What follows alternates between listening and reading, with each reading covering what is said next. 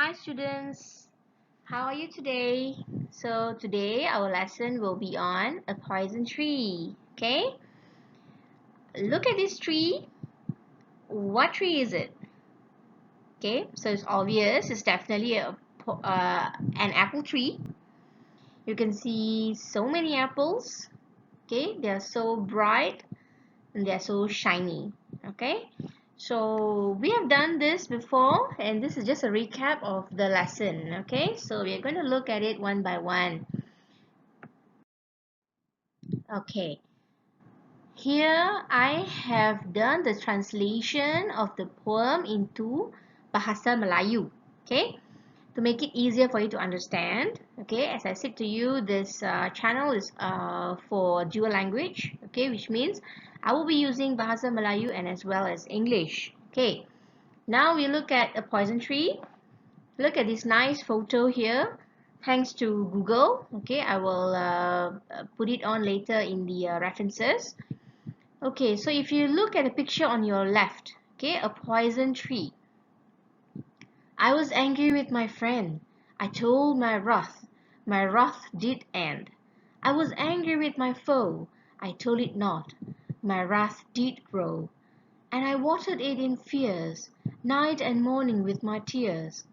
And I sunned it with smiles, and with soft deceitful wiles. And it grew both day and night, till it bore an apple bright. And my foe beheld it shine, and he knew that it was mine. And into my garden stole, when the night had veiled the pole. In the morning glad I see my foe outstretched beneath the tree. Okay, now as you can see, there are four stanzas. In Bahasa also, on your right, you can also see four stanzas. So each of the stanzas in the English version corresponds to the stanzas in the Bahasa version. Okay, so the first one. Aku marah dengan sahabatku. Aku berbincang dengannya. Kemarahanku berakhir. Aku marah dengan musuhku. Aku tidak berbuat apa-apa. Kemarahanku bercambah. Aku sirami kemarahanku dengan ketakutanku. Siang dan malam dengan air mataku. Aku sinarinya dengan senyumanku. Dengan tipu helaku yang tidak disedari musuhku. Dan ia berkembang mekar siang dan malam, sehingga ianya membuahkan sebiji epal yang ranum. Dan musuhku terpesona melihat kecantikan dan kilauan dari epal itu, dan tahu bahawa ianya adalah kepunyaanku. Musuhku memasuki tamanku secara rahsia. Apabila malam sudah melabuhkan tiranya, apabila subuh tiba, gembira kulihat, musuhku terdampar di bawah pokok beracunku. Okay, so this is the Malay version. I'm so sorry if there are any errors there because this one I did it on my own, so I believe that there may be one or two errors. So I hope that you can still understand the poem. Okay, now I'm going to explain on the first stanza. Okay, I was angry with my friend. So obviously the persona was angry with his friend, sahabatnya. Okay, and he discussed it with his friend. Okay, so what happened? The anger ended. Okay, the anger, like what they said, my wrath did end. The wrath here, what is the meaning of wrath? The wrath is extreme anger, kemarahan yang melampau. So apabila dia marah dengan kawan, dia pun berbincang dengan kawannya dan kemarahannya berakhir. Okay, the anger went away, the anger melted. Okay, and now in the second situation, okay, he was angry with his foe. What is the meaning of foe here? Foe is musuh. Okay, so what did he do with his anger? Did he do anything about it? He didn't do anything about it. And that is why you can see the sentence here, I told it not, meaning dia tidak berbuat apa-apa. Okay, so what happened to the wrath? The wrath did grow. Kemarahan dia bercambah. Okay, then so bercambah menjadi sebatang pokok. Something like the symbolic here is saying that the anger is like the tree. Okay, the tree will grow and grow. So same goes to the anger. The anger is growing and growing because he chose to keep the anger. Okay, he chose to keep the anger. Dia nak simpan kemarahan dalam hati. Okay, aku sirami kemarahanku dengan ketakutanku. Okay, so here he is like nurturing his anger. What is he doing in the second stanza? He is nurturing his anger. Okay, he watered it in fears and night and morning with my tears. Okay, so how do you take care of your tree? You give it plenty of sunlight. You will water it. Okay, this is how you take care of your tree. Okay, so now he is taking care of the tree of anger, pokok kemarahan. Bagaimana menjaganya? Dia siramlah dengan apa? Kemarahan.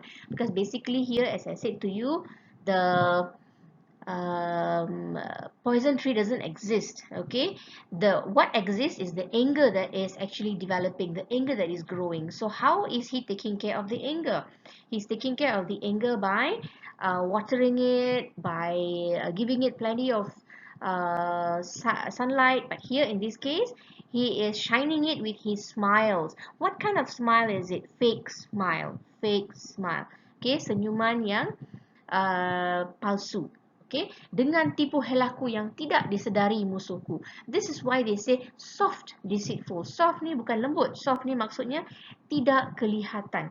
Tidak kelihatan. Deceitful wiles. Deceitful adalah tipu helah. Okay, this wiles is tipu helah.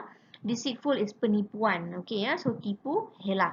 Alright, so that is why they use soft. The word soft here meaning it is hidden. Okay, hidden. The word soft here is hidden, tersembunyi, tidak diketahui oleh si mangsa, iaitu si musuh. The third stanza, okay, so it's growing and growing, so growing into a very huge tree, and finally it bears an apple. Okay, so you can see the word, you can see the sentence, till it bore an apple bright. Okay, now my foe beheld it shine, and he knew that it was mine. Okay, so obviously if you stand close to the persona's garden, for example, you can see how bright the apple is. So here in this case, in this stanza, it shows us that the foe is actually falling into the trap of the persona. Setelah begitu lama, dia pun mula terperangkap, masuk ke dalam perangkap persona itu. Okay, so that is why he is starting to see the apple and starting to eat. He's trying to steal the apple because he thinks that is definitely the persona's one. So in this context, apakah maksud tersiratnya? Maksud tersiratnya adalah dia mula tertipu dengan tipu helah persona itu, dan mungkin dalam konteks sebenar mungkin dia sudah mula mempercayai persona itu, dan dia pun beritahulah segala-galanya, segala rahsia mengenainya kepada persona itu. Okay, and last one, what happened? The enemy goes into the garden to steal the apple. Okay, and finally dia pun termakan apple itu dan dia pun meninggal dunia. Okay, so here in this last stanza, maksud tersirat is what actually? So akhirnya the persona fell into the trap of the the foe fell into the trap of the persona. Okay, dia termakan tipu muslihat persona. So akhirnya apa berlaku kepadanya? Dia pun mati. Okay, meninggal dunia. Alright, and of course, is the persona happy to see his foe dead? Definitely he is, because he's happy that his plan worked out. Okay, all his plan worked out. All his plan to cheat the person worked out. Okay. Now, some things to ponder. Yeah, does the poison tree really exist? No, it is just a symbolism used to describe growing anger. In this poem, the poison here is the anger. Okay, apakah racun di sini? Racun di sini adalah kemarahan. Okay, why is anger described as being poisonous? Kenapakah kemarahan ini disifatkan sebagai sesuatu yang beracun? Why? Because anger is destructive. Kemarahan itu memang sangat memusnahkan. Okay, destructive is memusnahkan and has bad consequences. What is consequences? Akibat. Okay, akibat-akibat yang teruk. Okay, akibat yang buruk, ya.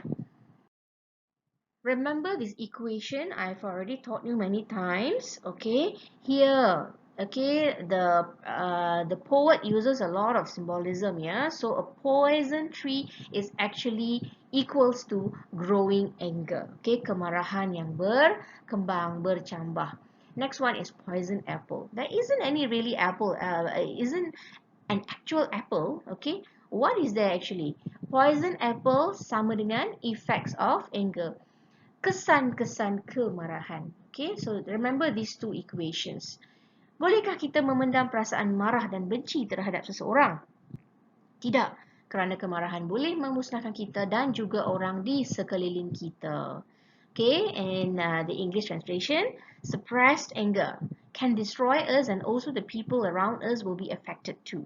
Meaning, okay, suppressed anger is kemarahan yang disimpan di dalam, okay, dan tidak dibincangkan. Okay, so whenever you have any problems, always discuss it out with your partner, with your family members, with your friend. Okay, whenever you discuss things out, everything can be solved. Okay, so this is the moral value of the poem. They are trying to tell us that we should not keep anger because anger is destructive. This is the moral value. Always solve things by discussing it with the person involved. All right. Okay, so that is all for today's lesson. Thank you.